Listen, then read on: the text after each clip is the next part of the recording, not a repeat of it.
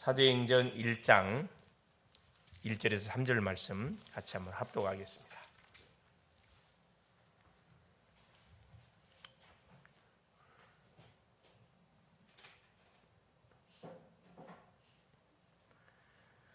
데오빌로여, 내가 먼저 쓴 글에는 무릇 예수께서 행하시며 가르치시기를 시작하신부터 그가 택하신 사도들에게 성령으로 명하시고 승천하신 날까지의 일을 기록하였노라.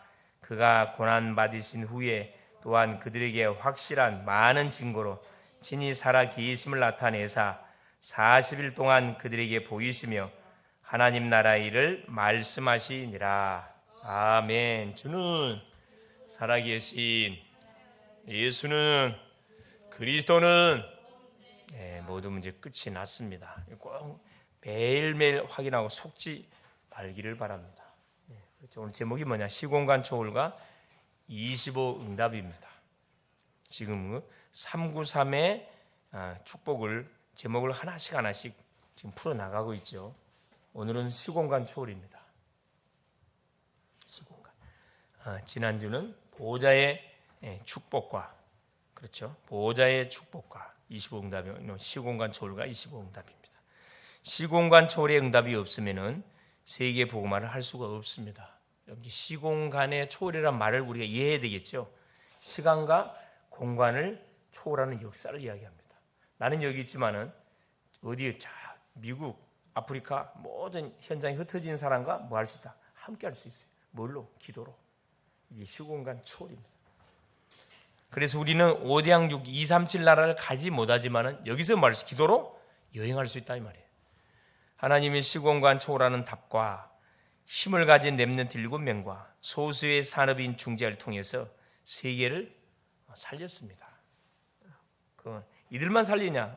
동일하면 우리도 똑같은 응답을 받아 누릴 수가 있습니다. 자, 첫째, 시공간 초월의 응답을 받는 조건이 뭐냐? 자, 시공간을 초월하는 성삼위 하나님의 임재를 누릴 때입니다.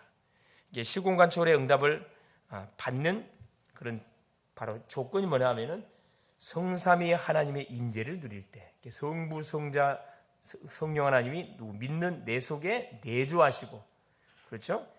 동행하시고 인도, 내 속에 임재하는 거죠. 역사하는 겁니다. 지금도 창조의 하나님께서 말씀으로 역사하고 계세요.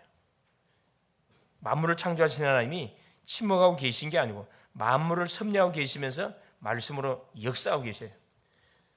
구원의 하나님, 성자 예수님은 인간이 실패하니까 하나님이, 성부 하나님이 이루신 구원의 계획을 이루기 위해서 이 세상에 사람의 몸을 입고 직접 뛰어드셔서 구원을 완성시키신 하나님이십니다.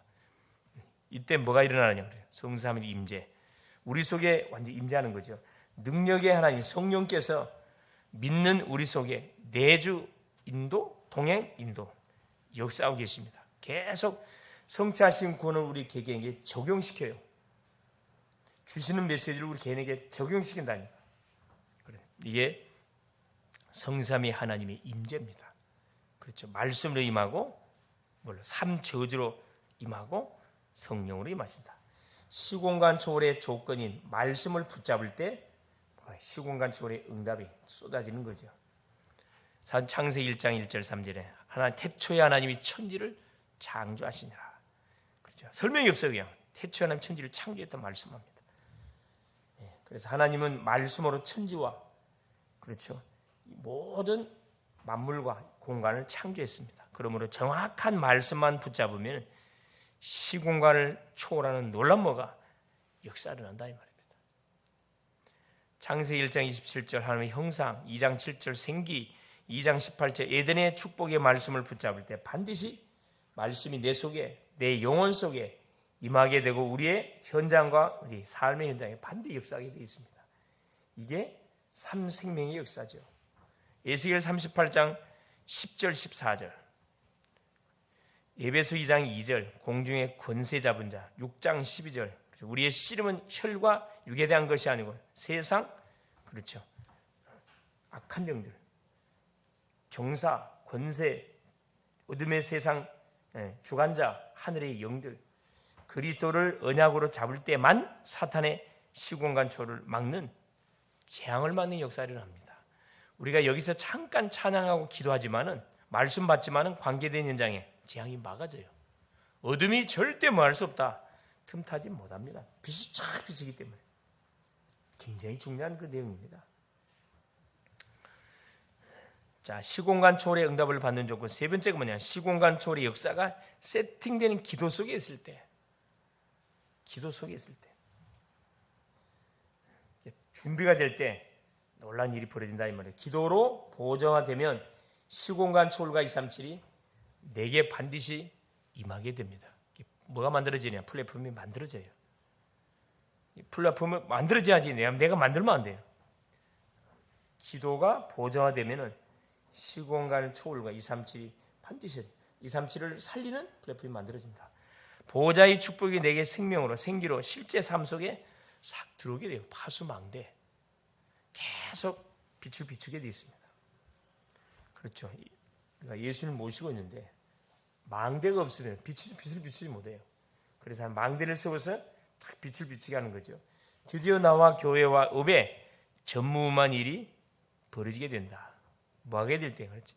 시공간 초월의 역사가 세팅이 될 때, 성삼위 하나님이 임재하고 말씀이 또 역사하고 기도가 딱 원리스 될 때, 그때 일어나는 놀란 역사, 안테나, 전무후무한 소통 역사가 일어난다 이 말이야. 안테나. 우리가 안테나는 이렇게 플랫폼 파수망대 안테나 따로 떨어지는 게 아니고 내 개인이 예수 믿는 내가 플랫폼이고 내가 파수망대고 내가 안테나다 이 말이에요.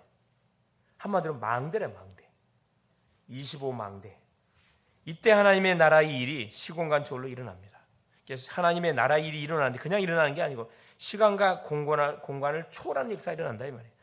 플랫폼, 와치타워, 파수망대, 안테나, 하나님의 나라의 일이 가장 먼저 내 속에서 플랫폼으로 만들어져 파수망 안테나가 세워지는 거죠. 내 자신이 뭐가 되는 거예요? 망대가 되는 거예요. 망대가. 답을 가지고 있기 때문에. 트리니티, 성삼위 하나님, 보호자의 축복, 삼시대 이러면 393 누리는 기도가 계속 내게 연결돼서 응답으로 온다 이 말이에요. 계속 기도하면 그 다음 응답이 계속 쏟아진다는 거예요. 기도 안 하면 응답 없어요. 계속 고민하고 있고 세상적인 방법으로 계속 문제 풀려고 그러면 답이 해결 안 돼. 더 꼬여버립니다. 적은 문제든 큰 문제든 문제 왔다고 하는 게 들고 나와요 그냥. 예수님 이 문제 왔습니다. 이거 내 거 아니잖아요. 주님 해결해 주세요. 주 앞에 들고 나와서 따지고 주 앞에 들고 나와서 부르짖어야지 사람한테 여러분 하소연해봤자 아무 도움 안 돼요 여러분. 치유가 되는 게 아니고 더 열받습니다. 사람 찾아가지 말고 하나님께 나와서 기도하세요. 그런 시간이 있습니다. 염려할 시간이 있고 걱정할 시간이 있고 사람 찾아갈 시간이 있으면 기도하시라니까 하나님께 나와서. 있는 그대로 이야기해서 하나님 내 마음 상태가 이렇습니다. 예. 자, 성령 이때 보세요. 성령의 역사, 천사의 활동, 사탄이 결박되는 놀란 일이 벌어요. 성령이 임재하고 주의 천사가 활동을 하고 사탄이 묶임을 당하는 그 일이 뭐 할 때 그렇죠. 요 하나님의 나라 일이 시공간 초월로 일어나게 될 때 벌어지는 사건입니다. 눈에 보이지 않지만 계속 일은 진행되고 있어요. 그래서 우리에게 와 있는 문제, 갈등, 위기가 뭘로요? 현장에서 문제를 만나면 답을 찾게 되고 문제 속엔 답이 있다니까. 갈등이 생기면 갱신, 그릇을 키우면 됩니다. 내가 그릇이 너무 적구나. 모든 사람을 수용하라고 하나님께서 이런 갈등을 인간관계에서 갈등을 생기게 만들었구나. 내 생각이 너무 작고 그렇고 깨닫게 되는 거예요. 위기가 왔을 때는 절호의 찬스, 기회가 되는 거예요. 어떤 기회? 역사의 무대에 탁 드러난 다윗은 골리앗을 만났을 때 큰 위기 왔잖아요. 골리앗을 딱 때려눕히니까 완전히 기회가 됐습니다. 이스라엘 왕이라는 사실을 알리게 되는 그런 기회가 되는 거죠. 세 번째, 하나님은 시공간을 초월하는 힘과 답을 가진 사람들을 통해서 결국 세계를 뒤집었다. 시공간 초월의 비밀을 가지고 살았던 심령들을 통해서 세계를 살렸다 이 말입니다. 창세기 31장의 요셉, 그렇죠. 자, 아버지 밑에서 아버지를 통해서 언약을 전수받고, 그렇죠. 어머니 일찍 돌아가는 바람에 24를 할 수밖에 없는 가정 환경. 형들에게 의해서 노예로 팔려갔습니다. 거기서 창세기 41장 38절. 그렇죠. 감옥에 들어갔죠. 바로가 꾼 꿈을 그렇습니다. 해석해 줬어요. 요셉이 기도 속에서 시공간 초월을 보았는데 애굽을 살리는 총리가 딱 됐습니다. 여러분 닥친 문제를 보지 마세요. 문제 배후에 하나님의 숨은 계획이 뭔지를 여러분 찾아봐야 돼요. 질문해 봐야 돼요. 기도로. 출애굽기 3장 모세입니다. 1절 18절 나이 80이 돼서 모든 게 끝났다고 생각하는 그때 하나님이 모세에게 찾아와가지고 그렇죠. 미션을 줍니다. 모세가 시공간 초월의 세계를 본 이후부터 역사가 일어났습니다. 처음에는 막 못한다고 계속 핑계거리를 댔지만은 정말로 10가지 재앙, 애굽의 10가지 재앙을 통해서 완전 애굽 나라를 치는 그 하나님을 보면서 모세가 완전히 뭐한 거죠? 그렇습니다. 그때부터는 자세가 달라졌어요. 출애굽의 지도자로 쓰임을 받습니다. 사무엘상 3장 1절 17절 사무엘입니다. 사무엘은 언약궤 옆에서 잤다 그랬거든요. 네. 언약궤 옆에서 잤단 말은 뭐죠? 언약궤 말씀 중 예배의 중심으로 뭐 했다는 거예요? 살았다는 거예요. 어렸을 때부터 예배 현장에 있다는 것 자체가 보통 큰 축복이 아닙니다. 하나님께 예배하는 현장에 앉아 있다. 일단 여러분 점수를 탁 먹고 가는 거예요. 그래서 여러분이 뭐 기도가 되든 안 되든 항상 주님과 만남의 미팅의 시간을 정해놓고 딱 주님 앞에 자기 마음을 토로하세요. 그럼 하나님께서는 너무 기쁘게 받으셔요. 목사님도 청년 때 직장 갔다가 집에 가기 전에 교회를 들렸어요. 물론 내가 나갔던 교회가 나무교회지. 그 교회는 항상 지하 문이 열려져 있었거든. 기도하는 사람 기도하라고. 항상 하루에 2시간씩 딱 마치고 딱 가기 전에 그 들어가가지고 마음껏 찬양하고 마음껏 부르짖고 아무도 없으니까 마음껏 부르짖고 마음껏 기도하다 보니까 그 교회 다니는 아마 청년들이 1명, 2명 그 기도하러 오더라고. 그게 별거 아닌 줄 알았는데 그게 하루 이틀 쌓이고 그때까지 별 응답 없었거든. 그게 쌓이고 쌓여가지고 뭐가 된 거죠? 결국은 하나님께서 콜. 그래서 결국 전도자를 이렇게 부르시고 목사가 되게 한 거죠. 여러분 하나님께 말씀을 받고 기도하는 지금 당장 말씀 받는다 해서 뭔 일이 벌어진 게 아니라니까. 기도해도 당장에 막 기적이 일어나는 거 없어요. 눈에 보이는 거 없어요. 그러나 분명한 것은 영적 상태가 계속 바뀐다는 거예요. 보는 눈이 달라지고 듣는 귀가 들리고 판단력 모든 분별력이 계속 달라집니다. 이 믿음의 상태로 싹 바뀌어버려요. 그러면 그게 최고가 되는 거지. 그렇죠. 이 사무엘 보세요. 언약궤 옆에 집중하다가 시공간 초월의 능력을 받은 사무엘을 통해 미스바 운동이 일어났습니다. 그렇죠. 어린 사무엘에게 하나님께서 막 어느 날 딱 음성이 들려오잖아요. 시공간 초월의 역사. 하나님의 음성이 들려와. 사무엘아. 그래서 사무엘을 통해서 엘리 가문은 뭐 할 것이다. 하나님께 내가 반드시 저주할 것이다. 왜? 제사를 우습게 여겼고 그 자녀들이 아주 제사를 우습게 여길 뿐만 아니라 성전에서 일하는 여인까지 막 강간하는 일까지 벌어졌다니까. 완전히 죽을 짓을 한 거죠. 시편 103편 20절 22절 예배와 기도하는 시간에 일어나는 시공간 초월의 역사. 다윗은 이걸 알고 있었어요. 그렇죠? 다윗은 하나님을 최고의 왕으로 하나님이 다윗을 최고의 왕으로 세우지. 이 비밀을 아니까. 말씀이 선포되는 현장에 누가? 하늘의 천사가 동원돼요. 주의 뜻을 이루는 현장에, 기도하는 현장에 분명히 동원된다고 그랬거든. 다윗의 고백입니다. 열왕기하 6장 8절 23절에 엘리사 선지자 자기 스승 엘리야를 하나님께서 회오리 바람을 통해서 데우러 올라가고 엘리사에게 갑절의 영감을 줍니다. 갑절의 영감. 엘리사는 싸우지 않고 이겼어요. 싸우지 않고 이겼습니다. 결국 갑절의 영감을 받은 엘리사에게 불말과 불변과가 동원되는 시공간 초월의 일이 벌어졌다. 이게 엘리사가 아니고 엘리야에게 불말과 불변과가 동원되는 일이 일어났고 그 제자였던 엘리사는 싸우지도 않고 아람 군대들을 그렇죠. 소경되게 만들었어요. 사마리아 여성이 데리고 와서 잔치를 벌여 실컷 먹여가지고 아람 나라 돌려보내버렸어요. 다시는 아람이 이스라엘을 침공하지 못하였더라. 그렇죠? 당연하죠. 이렇게 실력으로 완전히 뭐한 거죠? 완전히 대성한 겁니다. 이사야 6장 1절 13절. 보호자의 능력을 실제로 본 이사야에게 렘넌트 운동을 하나의 미션으로 줬습니다. 갑작스럽게 우시아 왕이 죽고 위기의식을 이겼던 이사야 선지자가 성전에 가서 철야하거든. 철야. 다 기도하는데 환상이 펼쳐집니다. 성전 문지방에 누가 하나님이 다 임재해 있는 것을 딱 보게 돼요. 천사들이 막 그룹들이 거룩하다 막 하나님의 거룩을 선포하고. 그렇죠. 시공간 초월의 역사. 기도하는 사람에게 나타난다 이 말입니다. 사도행전 1장 8절에 감람산의 언약을 붙잡고 시공간 초월의 능력을 체험한 초대교회에 로마가 결국 물 그렇다. 오순절날이 이미 이름에 끝나는 겁니다. 여러분. 오순절날. 오순절날이 뭐가 임했어요? 성령이 약속대로 임해버렸어요. 어디 마가다락방 현장에.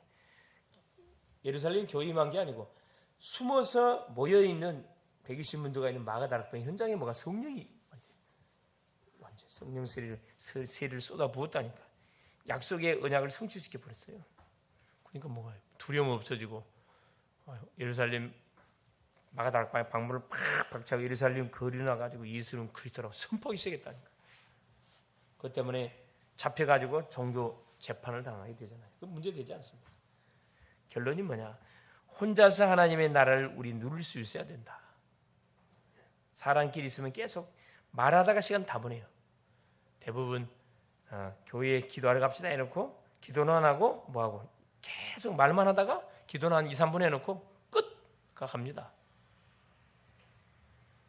현장에 갈 때는 반드시 하나님의 계획이 있음을 알고 우리가 출발할 때가 너무 중요하다니까. 혼자서 하나님의 나라를 누리고 성령 충만을 받고 현장에 갈 때는 이 힘을 가지고 뭐는 반드시 하나님의 계획이 뭔지, 내가 오늘 해야 할 일, 내가 가야 할 장소, 내가 만날 사람 속에 하나님의 계획이 뭔지 질문 던져보는 거라. 그 설레는 마음을 가지고 그 현장으로 가는 거예요. 학생이 공부하러 갈 때 설레는 마음으로 내가 하는 학업을 통해서 어떻게 대학을 복음하고 어떻게 세계를 복음할 것인가에 대한 기대치가 있다 그러면 설레는 마음으로 학교 가게 돼 있죠. 공부가 잘 될 수밖에 없어요. 제일 앞자리에 딱 앉아갖고 그렇죠. 계속 강의하는 교수님하고 눈이 마주치면서 여러분 수업을 듣게 될 거예요. 그러면 달라요, 여러분. 눈을 마주치면서 말씀 받으면 그게 완전 집중된다니까. 눈을 안 마주치면 집중이 잘 안 돼. 그렇죠. 그래서 오늘 이 밤도 우리가 눈에는 보이지 않지만 시공간 초월의 역사, 성삼위 하나님께서 이곳에 임재하셨고 말씀으로 계속 또 기도 응답으로 계속 하나님께서 역사하고 계십니다. 이것을 알고 말 때 우리가 기도할 때 그대로 어떤 일이 벌어진다. 그렇죠. 우리 속에 말 그대로 시공간 초월의 역사들이 펼쳐집니다. 생각지 못했던 모든 문들이 열리는 놀란 증거를 하나님께서 허락해 주셔야 된다. 그 맛을 보는 귀한 밤 될 수 있기를 그리스도 이름으로 축원을 드립니다.